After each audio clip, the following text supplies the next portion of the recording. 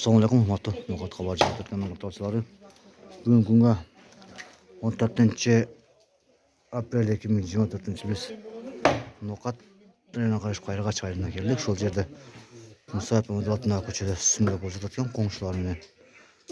Bizden olsa oyun like basıp komentar yazıp koymanızlar. Mağara şapşı hazır. Sümlek ülkede yaşayıp oldu. Bu yerde Aksakal kempiller. O yerde sümlek önüne koştu. Bu yerde otun. Bazar. O yerden aşağı.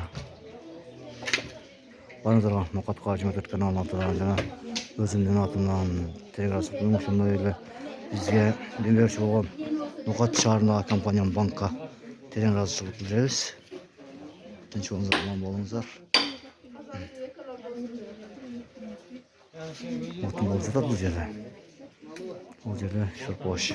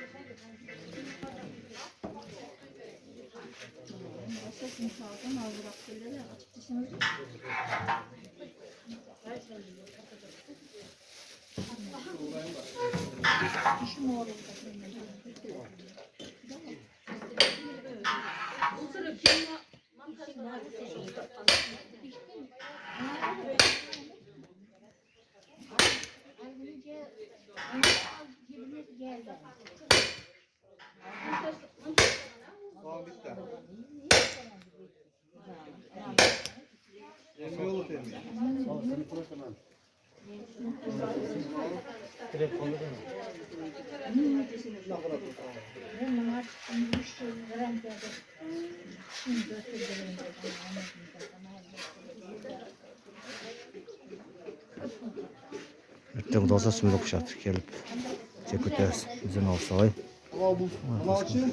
Böyle tüz ekenler. Yazıp koyumuzlar. Nasıl bayağı içkiden çoğunlar. Çomraman bolzar Kayrağa çayırlı Musayip Mehmet'in altında köçe.